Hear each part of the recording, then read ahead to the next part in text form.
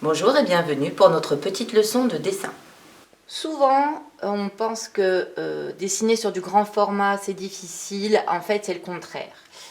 Pensez, ça c'est un format raisin, donc 65 par 50 cm avec un canson qui est quand même assez grammé, qui va vous permettre de faire des lavis par exemple, de pouvoir détremper votre feuille sans qu'elle gondole complètement. Il faut toujours prendre soin de placer son nu dans la feuille, donc ou son modèle. Donc on va faire une marge, on va se laisser à l'aise, vous voyez, une marge quand même assez grande en haut et en bas. Comme ça, si je me suis trompée, eh bien, c'est pas grave, j'ai encore un peu de place. Mais l'intérêt vraiment, c'est de placer correctement dans ma feuille. Je vais regarder mon modèle. Je vais prendre donc des repères. Pour prendre des repères, eh bien, je vais mettre la mine de mon graphite en l'air et je vais me servir de mon ongle pour venir regarder, trouver une unité de mesure que je vais pouvoir replacer, ensuite retrouver sur le corps de mon modèle.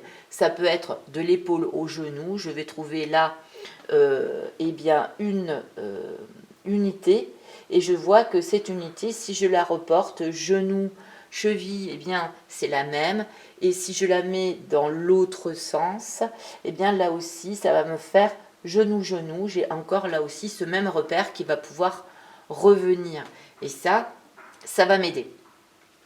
Autre chose aussi, c'est qu'avant de commencer à dessiner, j'observe.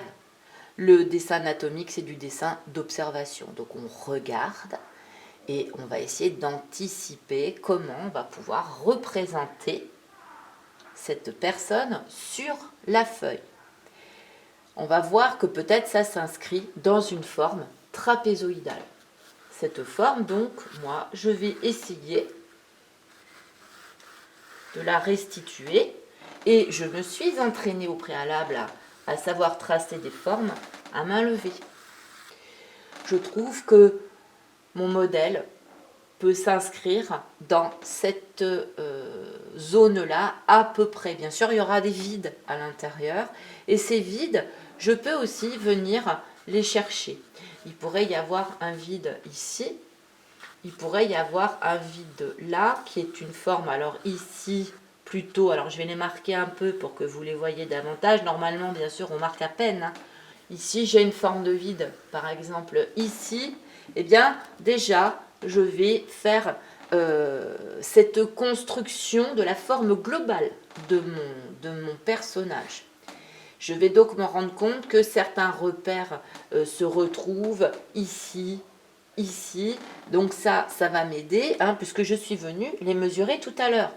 Je mesure toujours un œil fermé et bras tendu. Mon bras doit être tendu, parce que sinon, si je fais ça avec mon bras, eh bien déjà, le chemin entre mon œil et le crayon ne sera pas le même, et donc je vais déjà commencer dès le début à faire des erreurs de perspective, ce qui est quand même dommage.